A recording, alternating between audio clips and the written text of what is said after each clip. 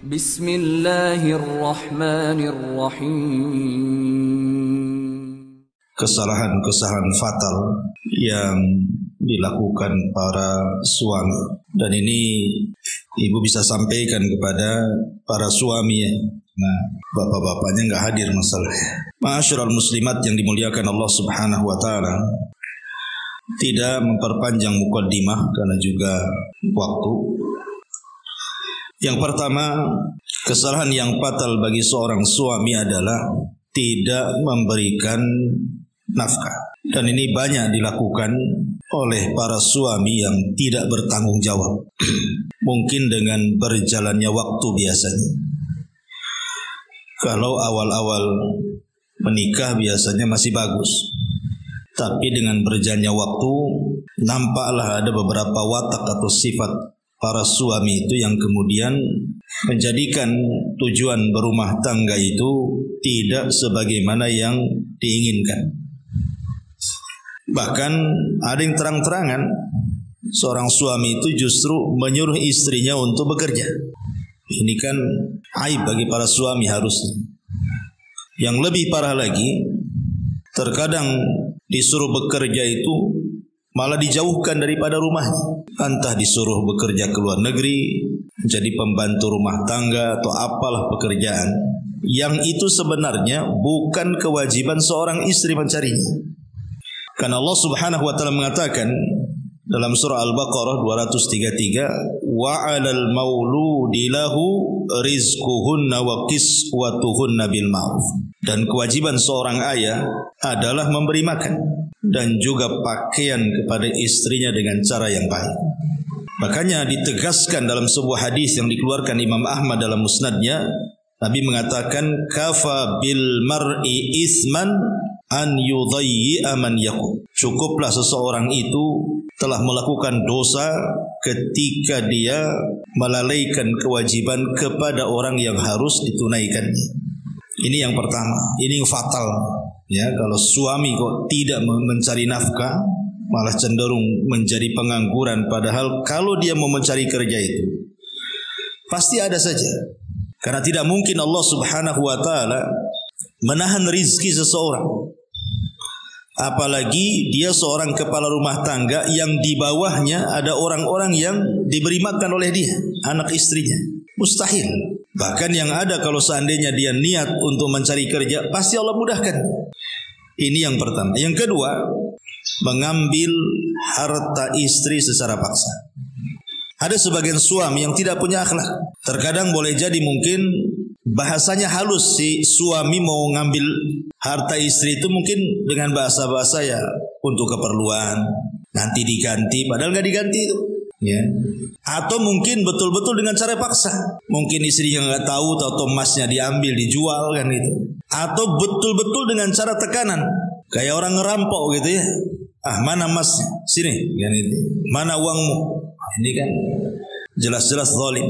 Allah Subhanahu wa taala mengatakan, ya ayyuhalladzina amanu la ta'kulu amwalakum bainakum bil batil. Wahai orang-orang yang beriman, janganlah kalian makan harta dengan cara batil. Ini sama dengan mencuri namanya. Atau mungkin lebih parah lagi merampok kalau memang jelas-jelas memaksa untuk mengambil. Karena dalam Islam itu harta istri itu solid milik dia. Nggak ada ikut campur suami.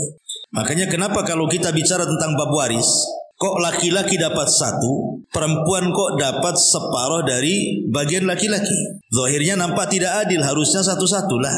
Masa perempuan separuh dari warisan laki-laki? Mana adilnya? Kita katakan Allah lah memberikan hukum itu sudah adil. Sebab kalau seandainya laki-laki itu menikah seandainya, maka harta yang satu itu berbagi dengan istrinya. Tapi kalau si istri dia dapat warisan, dia tidak bisa berbagi dengan suami, itu harta-harta dia. Gak berhak suami mengambil harta yang memang itu milik dia, hasil jerih payah dia atau warisan dari orang tuanya. Kecuali illa an takuna tijaratan an taradim minkum. Kecuali kalau memang si istrinya redha mau bantu suaminya. Namanya suaminya punya skill usaha, tidak punya modal, istri punya duit. Udah bang, saya ada duit, ada modal, nggak apa-apa pakai saja. Berarti di sini ada kerelaan, ya kan? Si istri ngasih si suami. Tapi kalau tidak ada kerelaan, tidak boleh seorang suami mengambil harta istri secara paksa. Ini kezaliman dalam rumah tangga. Ini yang kedua. Yang ketiga, memaksa istri untuk tinggal di rumah orang tuanya dan tidak berusaha untuk mencari tempat tinggal untuk istri. Mencari tempat tinggal itu kan tidak harus punya rumah sendiri, beli tanah, bangun rumah, kan tidak harus seperti itu. Kan kontrak juga bisa. Kalau memang belum ada kesanggupan membuat rumah atau membeli rumah, bisa kontrak. Tapi kalau seandainya kemudian suami memaksa istrinya tinggal bersama keluarganya, maka ini kezaliman kepada istri. Karena bagaimanapun seorang istri itu harus punya kekuasaan sendiri dalam rumahnya. Sebab kalau campur dengan orang tuanya, dia tidak punya kekuasaan di situ. Dalam bab rumah tangga, dalam bab poligami saja, tidak boleh seorang suami mencampurkan satu rumah dengan istri. Kenapa? Karena tidak punya kekuasaan. Kecuali kalau umpamanya dapurnya sendiri-sendiri, kamarnya sendiri-sendiri, ruang tamunya sendiri-sendiri, kan begitu ya. Karena ada yang sifatnya privasi masalahnya, yang tidak bisa seseorang itu kemudian nyampur dengan orang lain.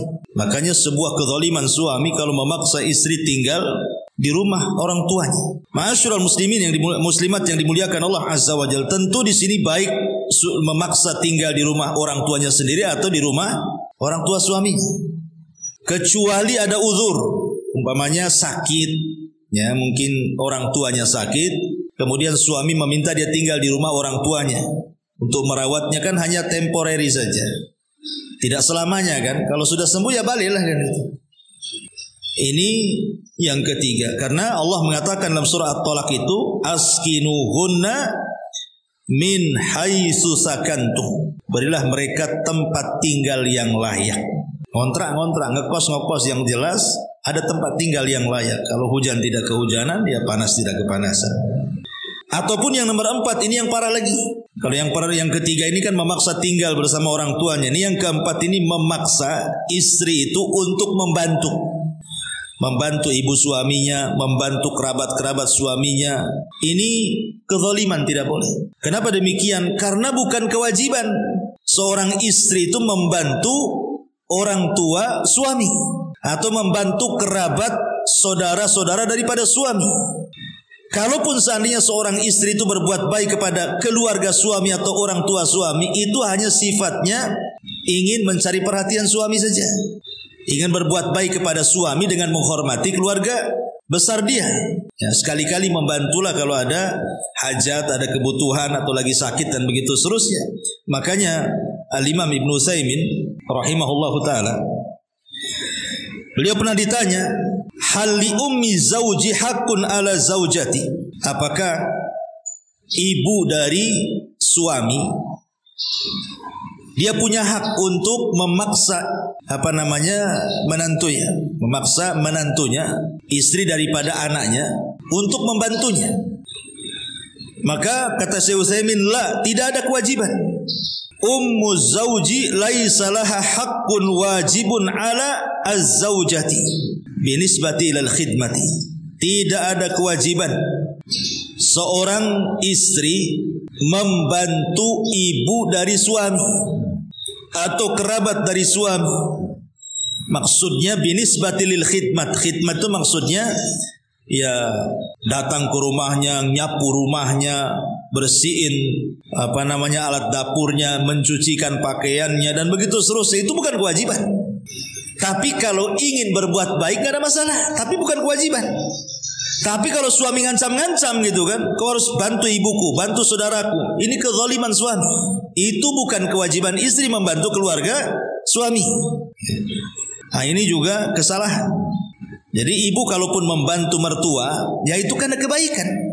Kebaikan apa? Ingin mengambil hati suami supaya lebih sayang lagi, karena kita punya perhatian kepada keluarganya.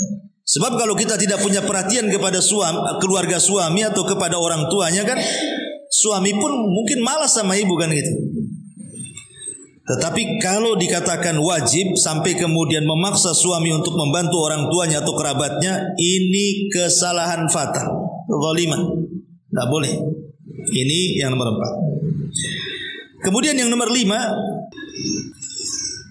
Terkadang ada sebagian suami yang tega, artinya ketika istri ini mau bersilaturahim kepada keluarganya. Mungkin dia sudah lama nggak pernah berkunjung sama orang tuanya di kampung mungkin kan, kitanya pula di Batam. Ataupun ingin berkunjung kepada kerabat-kerabatnya, entah saudara kandungnya, paman-pamannya, bibi-bibinya. Terkadang ada suami itu yang menghalang-halangi. Tidak boleh, kamu tidak boleh pergi, kamu tetap di rumah. Nanti berhujah pula dia, kan suamimu lebih harus ditaati dibandingkan orang tuamu. Betul, kaidah itu tidak salah, ya. Tetapi kalau seandainya kemudian melarang-larang, mengancam-ngancam tidak boleh seorang istri bersilaturahim kepada keluarganya, ini namanya suami sama saja hendak memutus silaturahim. Dan Allah katakan, fahal asaitum in tawallaitum an tufsidu fil ardi wa tuqatta'u arhamakum. Maka apakah kiranya jika engkau sudah berkuasa merasa jadi suami, kamu berbuat kerusakan di permukaan bumi, kemudian berusaha memutuskan hubungan keluarga, lihat dampaknya. Ulaikal ladzina la'anahumullah fa asammahum wa a'ma absarahum. Mereka lah orang-orang yang dilaknat Allah dan ditulikan telinganya, dan mereka akan dibutakan penglihatannya di hadapan Allah Subhanahu wa taala. Bayangkan sampai ada ancaman laknat dari Allah. Maka tak boleh seorang suami itu melarang-larang istrinya untuk bersilaturahim kepada keluarganya. Tetapi juga istri harus tahu diri juga kan itu. Jangan kemudian setiap waktu ngajak suaminya ke keluarganya, tahu mungkin jauh tempatnya, gaji suaminya pun tak banyak. Akhirnya karena merengek-rengek terus, terpaksalah suami akhirnya nekat cari uang tanpa melihat halal haram pula. Yang penting istrinya senang, kan nggak boleh juga. Ya, jadi harus melihat kondisi keuangan juga. Kemudian yang nomor 6, terkadang ada sebagian suami itu kalau mungkin ibu melakukan kesalahan, itu sampai menegurnya itu sampai taraf menyiksa, sampai taraf menyiksa gitu ya. Saya pernah lihat di berita itu sampai dipukuli, bahkan dilukai, bahkan disiram air keras pula, macam-macam ceritanya. Jadi ada suami itu yang suka menyiksa istrinya hanya sebuah kesalahan. Padahal dalam Islam itu, kalaupun seandainya istri itu selingkuh, anggaplah selingkuh, dan betul selingkuh, entah mungkin mukodimahnya dengan melakukan hubungan dengan cara chatting atau ngirim-ngirim foto atau apa, atau mungkin sampai taraf zina, anggaplah dengan laki-laki lain. Apakah kemudian seorang suami boleh menyiksa istrinya gara-gara perselingkuhan seperti itu? Tidak boleh. Walaupun sudah jelas-jelas nih mesti istri kurang ajar kan begitu. Karena dalam Islam itu ada tahapan-tahapan ketika menasihati seorang suami kepada istri. Dan itu disebutkan di dalam Al-Quranul Karim, surah An-Nisa 34. Allah Subhanahu wa taala mengatakan, wallati takhafuna nusuzahunna fa'idhuhunna wahjuruhunna fil madhaji wadribuhunna fa in ata'nakum fala tabghu 'alaihinna sabila innallaha kana 'aliyan kabira. Dan jika engkau wahai para suami tertakutkan, khawatir ada perselingkuhan yang dilakukan oleh istrimu, kata Allah, apa yang pertama langkah dilakukan?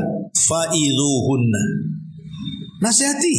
Nggak langsung main siksa, main pukul, main tunjuk, main melotot, enggak gitu. Nasihati dulu, ya, dinasihati. Kalau memang kemudian, karena ada sebagian suami juga yang masya Allah kadang-kadang nggak punya kepedulian, nggak punya kecemburuan dengan kesalahan istri yang fatal, mudah memaafkan, tidak mau ngasih nasihat.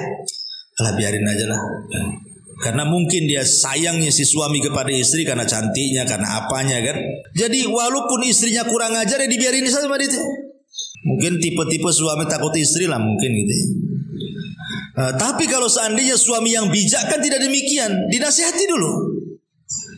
Kalau dia tetap ngeyel, baru ada langkah kedua. Kata Allah, wahjuruhunna fil madad, pisah ranjang. Kalau juga tidak bisa pisah ranjang, masih kurang ajar juga, maka memukul itu tahap terakhir. Allah mengatakan wadribuhunna, Boleh kalian memukul, tapi bukan menyiksa memukul di sini. Ulama tafsir mengatakan maksudnya fatribuhunna itu maksudnya dzarban ghaira mubarrih. Apa dzarban ghaira mubarrih itu? Maksudnya pukulan yang tidak berbekas. Pukulan yang tidak berbekas. Karena mukul itu sebenarnya hanya simbol bahwa tidak ada jalan lagi kecuali kita pisah, gitu maksudnya. Jadi memukul itu sudah last terakhir itu. Kayaknya sudah nggak jodoh lagi kita ini. Paksalah dia memukul. Tetapi dengan pukulan yang tidak berbekas, tidak melukai, bukan menyiksa. Kemudian yang kedua, syarat memukul itu selain daripada ghairu mubarrih, tidak boleh memukul wajah. Wala tadribul wajha. Jangan pukul wajah. Kenapa tidak boleh memukul wajah? Karena Allah Subhanahu wa taala telah menciptakan wajah orang. Tidak boleh seseorang itu memukul wajah yang Allah ciptakan dengan sedemikian indahnya. Karena bagaimanapun wajah itu kehormatan masalahnya kan. Makanya sering saya katakan, ibu itu lebih banyak ngaca kakinya, tangannya, badannya atau wajahnya. Pasti wajahnya lah. Makanya kemana-mana bawa cermin kecil. Kalau cermin kecil mana bisa satu badan nampak kan? Pokoknya ke kakinya gitu, biar mata kakinya nampak. Mata kaki tak nampak. Ya mata kepala yang nampak. Makanya di sini dilarang, tidak boleh mukul wajah dan tidak boleh berbekas. Berarti pukulan di sini hanya simbol saja sebenarnya.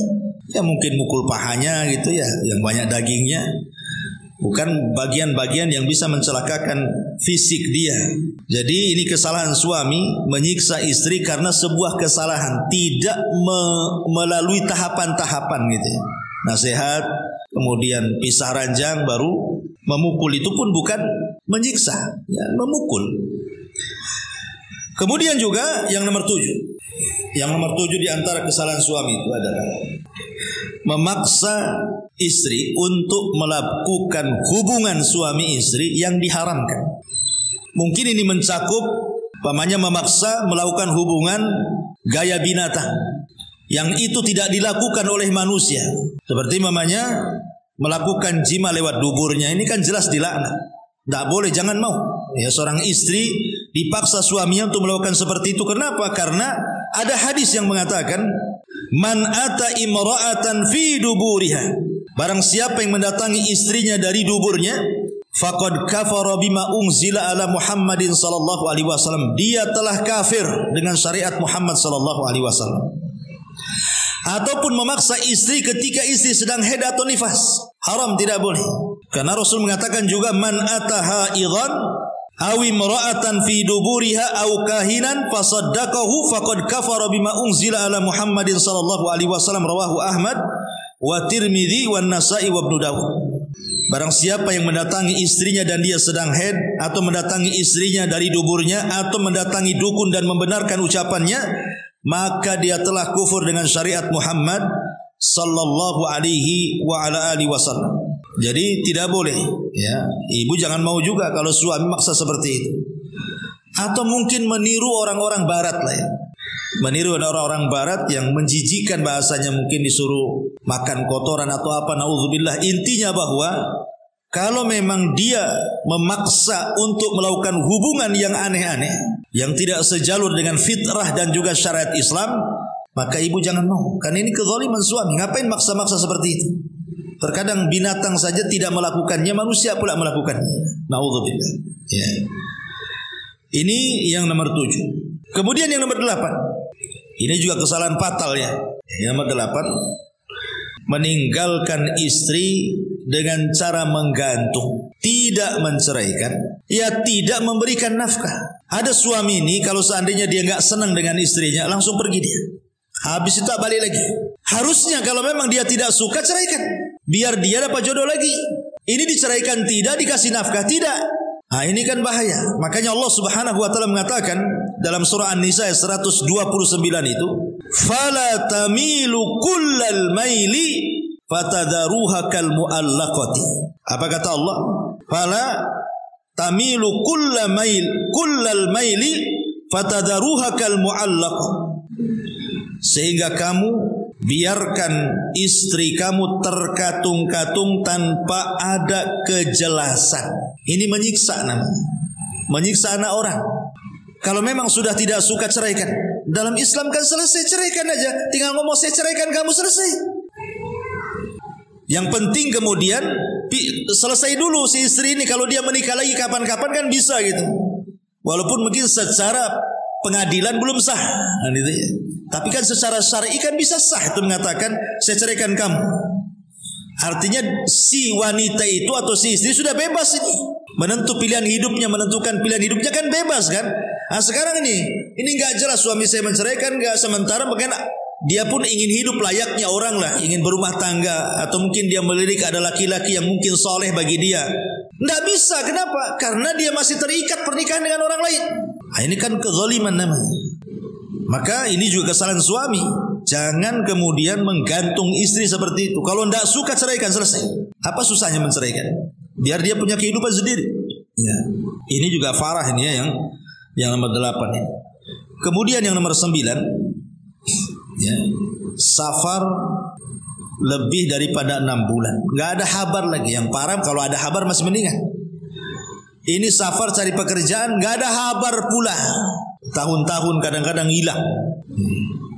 Kalau memang dia mati, di mana kuburnya kan itu. Kalau dia memang kawin lagi, di mana madunya kan itu. Kalau dia masih ada masih bekerja, ya harus jelas tempat bekerjanya. Ini kadang-kadang hilang itu, nggak tahu nasibnya seperti apa.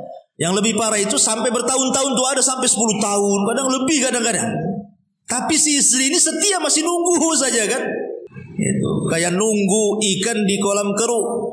Ada nggak tuh ikannya? Ada nggak tuh? Namanya keruh kan itu. Jadi nggak jelas gitu ya. Maka ini juga, padahal dalam Islam itu seorang suami kalau pamit bekerja kepada istri itu paling lama 6 bulan dia harus pulang. Kecuali ada izin istrinya. Kalau istri ngizini ya nggak apa-apa. Karena mungkin terikat kontrak di kapal harus 2 tahun baru boleh pulang kan gitu ya. Atau di perusahaan mana yang tidak bisa setahun pulang. Nah, nanti persetujuan istri, kalau istri tak mau ya jangan. Nggak usah lah bang, nggak usah kerja di situ, nggak apa-apa lah, jual es cincau aja, yang penting abang di rumah kan itu. Tapi ada istri yang baik hati, dah nggak apa-apa bang. Ya, berangkat aja Bismillah. Tapi hati-hati apa? Pokoknya hati-hatilah. Safar lebih 6 bulan itu dilarang. Umar bin Khattab radhiyallahu anhu. Jadi Umar ini biasanya kalau ngirim pasukan itu setahun sekali di rolling. Setahun di rolling gitu. Jadi satu malam Umar ini lewat di sebuah rumah, kemudian ada seorang wanita menyair karena kerinduan dia kepada suaminya, sampai di antara bait syairnya, kalaulah bukan karena takut kepada Allah, tentu ranjang ini akan bergoyang, dia bilang. Maksudnya kalau saya tidak takut kepada Allah, sudah saya selingkuh dengan orang gitu. Tapi karena takutnya aku bertahan. Jadi Umar ini mendengar seperti ini, hasrat seorang wanita itu, akhirnya disitulah dia merubah kebijakan pengiriman pasukan yang tadinya setahun rolling menjadi 6 bulan rolling. Jadi dari sini Umar bin Khattab radhiyallahu an kemudian memutuskan per 6 bulan para tentara pulang ganti. Ya, dan ini juga menjadi dalil bahwa seorang suami kalau meninggalkan istri paling lama 6 bulan pulang. Ya, kecuali kalau memang ada izin persetujuan, ya sesuai dengan kesepakatan, nah itu lain lagi ceritanya. Ya, ini kan kalau seandainya istrinya tak mau ditinggal. Ini yang nomor 9. Dan yang nomor 10, ini juga fatal, tidak memberi keamanan. Ya. Kenapa seorang istri, kan tujuan ibu menikah dengan suami itu supaya ibu merasa dilindungi, diayomi, merasa aman, tidak diganggu orang. Ya, merasa aman, tidak diganggu orang, kemudian punya rumah sendiri, punya benteng sendiri gitu ya. Gak ada yang ganggu. Kenapa? Kalau diganggu tinggal lapor suaminya. Tetapi ada sebagian suami itu yang zalim kepada istrinya. Terkadang mereka menakut-nakuti dengan cara mengusir kadang-kadang, ataupun mungkin mengancam-ngancam dengan kawin lagi. Ya kan banyak tuh suami, kalau gitu saya kawin lagi saja. Kawin lagi. Ya kawin aja lah kan begitu ya. Si ngancam-ngancam saja. Artinya bahwa di sini kadang-kadang ada seorang suami itu yang seperti itu, suka nakut-nakuti. Yang lebih parah lagi, kadang-kadang nakut-nakutinya itu betul-betul terjadi. Ya. Kamu kalau macam-macam saya usir. Ya. Akhirnya ada masalah, langsung betul-betul diusir. semua barang-barang yang ditaruh di rumah dikunci dari dalam, pulang kau ke rumah sana. Lah yang seperti ini tidak boleh, karena Rasul mengatakan la yahillu li muslimin an yurawwi'a muslimah. Tidak halal alias haram seorang muslim saja menakut-nakuti muslim yang lain aja haram. Apalagi seorang suami menakut-nakuti istrinya, ini kezaliman. Inilah yang disebutkan para ulama, ini kesalahan yang fatal, ya. Kesalahan yang fatal suami kepada istri, ya. 10 perkara yang harus diketahui para suami, jangan sampai melakukan 10 perkara, karena ini kesalahan fatal. Kesalahan fatal. Yang lebih fatal lagi ya ada, seperti mamanya suaminya nggak mau sholat, ya, suaminya nggak mau sholat. Kalau suami tidak mau sholat, tidak taat kepada Allah, macam mana rumah tangganya akan diberkahi coba? Makanya kalau ada seorang istri diuji suaminya tidak mau ibadah, kadang-kadang saya sering ditelepon oleh seorang ibu tuh, gimana Ustaz, suami saya memang baik secara akhlak, tapi dia tak baik pula secara ibadah. Yang satunya terbalik, Ustaz, Masya Allah, suami saya itu rajin ngaji, sholat, tapi tukang gampar katanya. Yang satu baik akhlaknya, yang satu bejat agamanya. Yang satu baik agamanya, bejat pula akhlaknya. Makanya rumah tangga itu kalau ingin sakinah mawaddah, ya dua-duanya harus ada lah. Ya, dia ahli ibadah juga punya akhlak. Makanya kenapa Rasul mengatakan kepada kita orang tua, kalau kita ini punya anak gadis, kemudian ada yang melamar, kata Rasul, kalau ada laki-laki yang melamar putrimu, kemudian baik agamanya, kemudian baik akhlaknya, segera nikahkan dengan laki-laki. Kalau tidak rusak agamamu, kalau tidak rusak anakmu. Karena yang merusak anak itu tadi, namanya mendapatkan suami bagus agamanya, tak bagus pula akhlaknya. Kasihan anak kita kena gampar terus kan itu. Atau sebaliknya, memang suaminya baik bu, Masya Allah, dikasih rumah, dikasih ini, tapi apa kemudian dia menjerumuskan anak kita ke neraka jadinya? Nah ini salah siapa? Orang tuanya lah membiarkan anaknya menjerumuskan lagi anaknya ke neraka. Enak di dunia sesat, habis masuk neraka pula. Nauzubillah. Ya. Jadi ada suami-suami yang seperti ini, ya, mereka tidak mau sholat, ya ibadah, tapi minimalnya kalau seandainya baik agama, walaupun akhlak tidak baik, kan akhlak ini bisa diperbaiki sedikit demi sedikit. Sebab kalau sudah rusak agama lebih sulit tuh untuk baik akhlaknya. Karena kalau tahu agama kan takut kepada Allah minimalnya. Nanti lama-lama Allah kasih hidayah. Tidak mungkin lah kalau sholat-sholat terus kok nggak dapat hidayah, asik gitu terus kan. Pasti satu hari pun akan berubah. Karena dia dekat dengan hidayah. Lain dengan yang baik akhlaknya, dia jauh dari hidayah. Ya mungkin dia baik, lama-lama ada waktu-waktunya dia jahat nantinya. Nah inilah makanya penting memahami 10 masalah, ya. Ma'asyiral muslimat yang dimuliakan Allah Azza wa Jalla. Bagaimana kalau kebalikannya? 10 kebalikan daripada suami. Nah ini juga kita bacakan saja, ya. Ini terbalik nih ya. Yang pertama 10 kesalahan istri juga ini. Kalau ini benar pengajian nih, karena saya depan ibu-ibu. Kalau tadi kan harusnya depan bapak-bapak kan itu. Yang pertama bu, ya, kesalahan ibu, jangan mengkhianati suami. Jangan pernah mengkhianati suami. Dengan cara apa mengkhianati suami? Ini yang saya sebutkan yang parah-parah saja ya. Kalau mau disebutkan kesalahan ibu ya banyak lah. Saya sebutkan yang parah-parah saja. Jadi jangan mengkhianati suami itu seperti ibu melakukan hubungan dengan laki-laki lain. Ya, mungkin hubungannya ringan, tadi hanya ngechat saja atau kirim-kiriman foto atau ngobrol, tapi ada yang lebih parah sampai berselingkuh, betul, berzina. Ya. Maka ini pengkhianatan tingkat tinggi dalam rumah tangga, tak boleh. Bahkan yang lebih parah sampai dalam hubungan seorang istri ketika berhubungan dengan suami, ketika berhubungan itu yang dibayangkan seolah-olah bukan suami dia yang sedang menghubungi dia, tapi orang lain yang sedang berhubungan dengan dia. Ini syaitan. Ya, ini namanya ada jin namanya jin al-asyik. Ya. Ada nama jin itu namanya jin al-asyik. Jin al-asyik ini yang suka mengganggu rumah tangga. Masuk kepada para wanita kemudian menghayalkan laki-laki lain. Terkadang laki-laki ini mungkin ibu tidak kenal, tidak pernah ketemu, tidak pernah salaman, tidak pernah ngobrol. Boleh jadi mungkin artis-artis yang ibu nggak kenal, mungkin tengok drakor gitu ya, drama Korea. Habis tengok artisnya, tengok pula suami ibu. Kok beda, yang ini putih, yang ini hitam, hitam putih jadi gitu ya. Akhirnya kemudian kebayang pula, ini nggak boleh. Kalau sudah menjadi suami, terimalah takdirmu. Terima takdir, itulah takdir. Justru di situ letak sorganya ibu itu, sabar. Ketika melihat suami tetangga ganteng, kok suami sendiri kurang ganteng, ibu sabar, di situ letak sorganya. Sabarnya di situ. Ini yang pertama. Yang kedua, ya, menyama-nyamakan suami dengan orang lain. Mungkin dulu si istri ini pernah menikah dengan suami yang lama, kemudian menikah lagi dengan suami yang baru cerai, menikah dengan suami yang baru. Akhirnya dibanding-bandingkan. Bang, kok bukan kayak suami yang dulu katanya. Kenapa suami yang dulu baik? Lah kenapa kok nikah aku? Jadi ada orang istri itu dia ya itu masih mending lah, karena kan dalam lingkup keluarga. Tapi yang lebih parah itu membanding-bandingkan dengan suami tetangga, itu yang masalah. Karena hakikatnya sebenarnya kalau umpama ibu mengatakan seperti ini kepada suami itu, bang, tengoklah tuh suami sebelah tuh.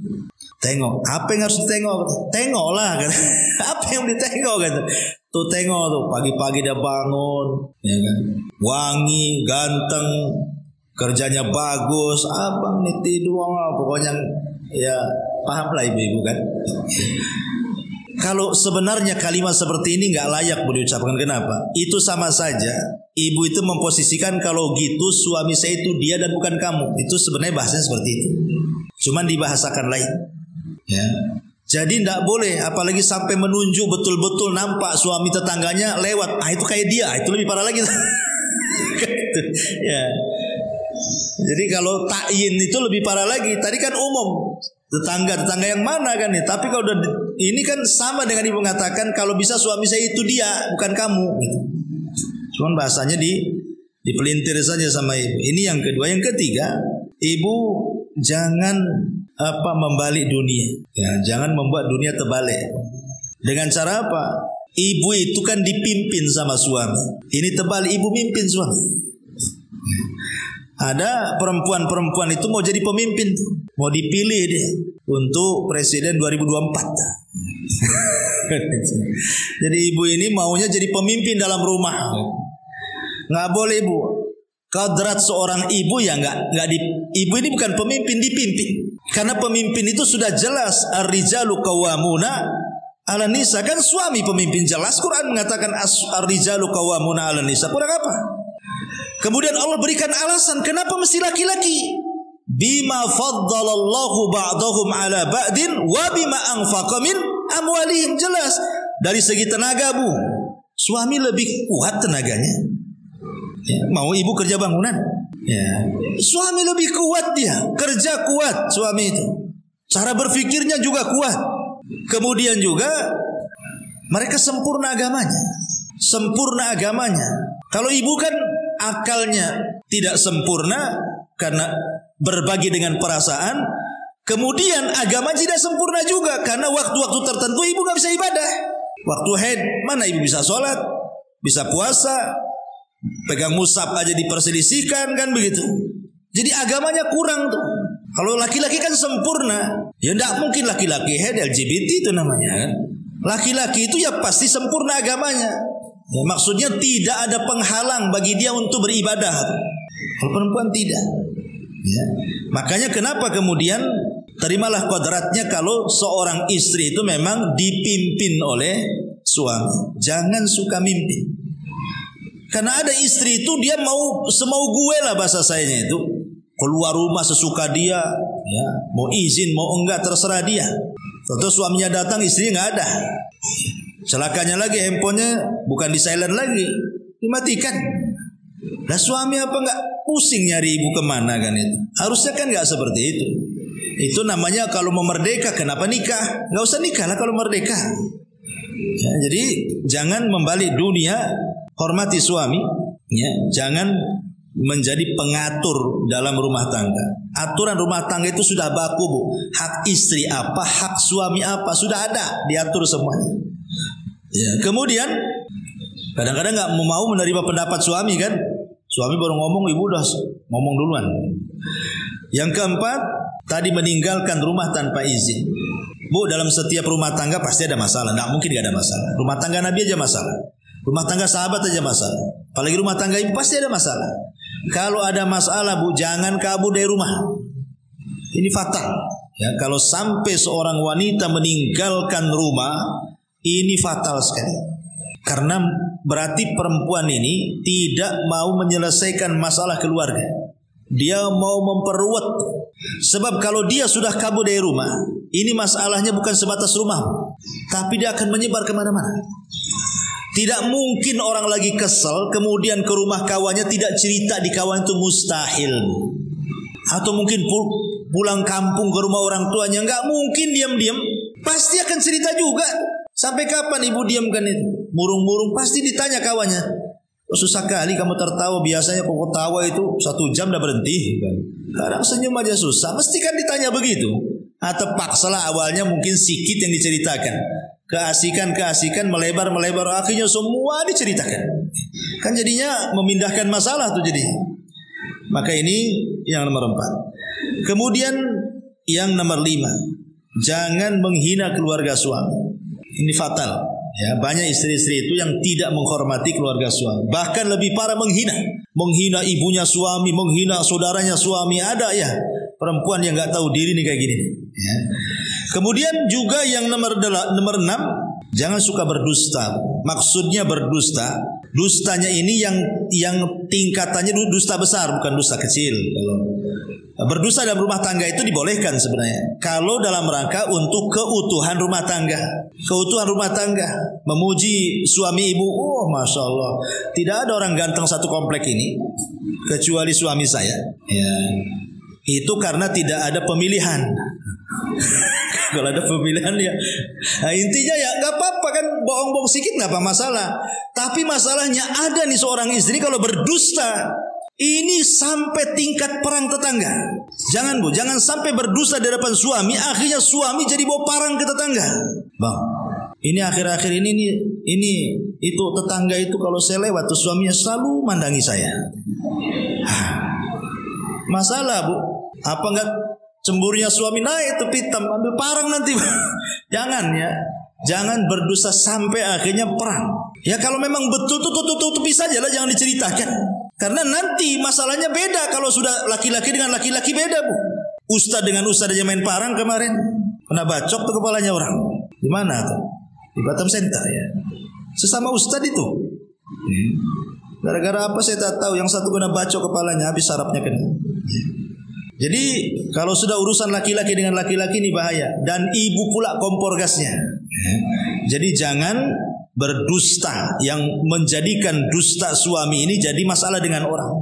Berdusta soal keluarganya, dijelek-jelekin kemudian berbohong dan begitu seterusnya, ini jangan sampai. Kemudian nomor 7, membongkar aib keluar rumah. Tidak boleh ya. Privasi. Ibu yang tahu suami tutupi. Sejelek apapun suami, bilang suami saya baik. Ya. Sekecil apapun gaji, bilang suami saya miliarder. Itu maksudnya. Kan itu. Alhamdulillah saya punya suami. Kenapa? Makan enak. Walaupun padahal maksudnya ikan asin dengan tahu tempe aja hari-hari. Tapi sama orang, wah kalau saya enak di rumah. Kalau umpamanya kawannya cerita makan daging, bilang enak suami saya. Ya, hari-hari bawakan makanan gitu. Walaupun itu berdusta tetapi kan memuji suaminya. Ya, daripada terus terang, berapa gaji suami? 10 juta. Mikir deh. Kenapa?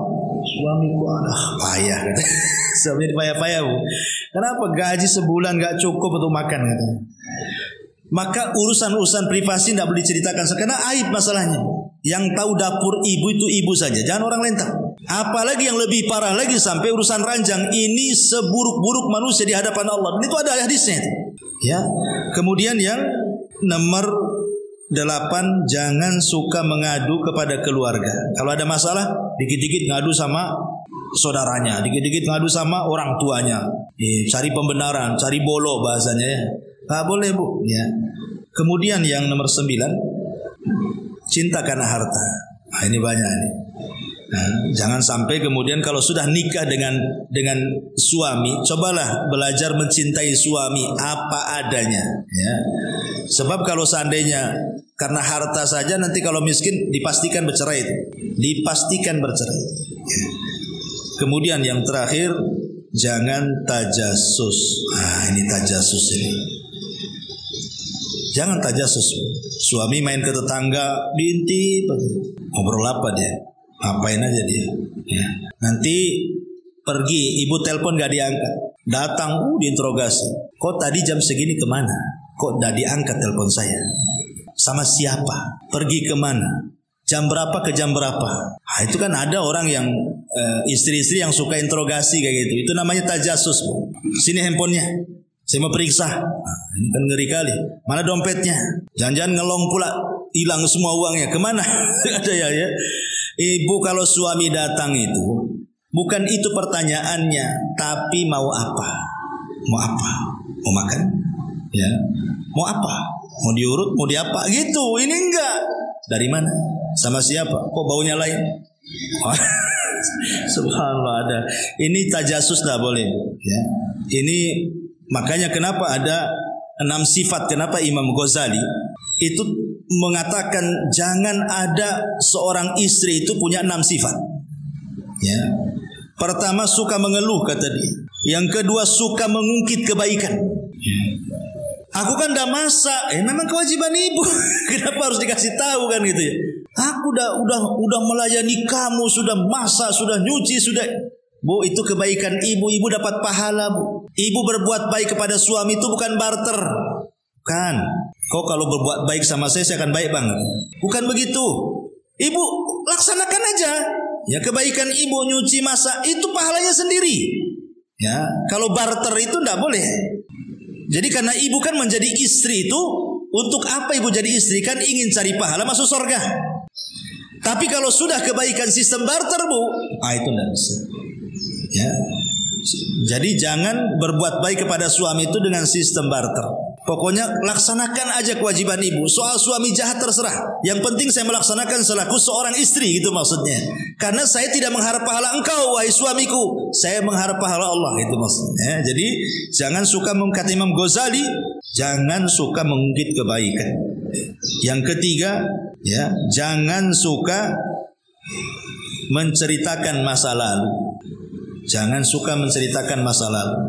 Karena ada tuh seorang, mungkin maaf kadang-kadang dulunya mungkin ya masa lalunya suka gonta-ganti pasangan, pacaran atau apa. Sekarang sudah menikah, jangan diceritakan tuh pacar-pacar 1, 2, 3, 4. Banyak kali butuh pacarnya dulu. Nggak usah tutup, ini suami saya, inilah pacar saya, selesai. Ya.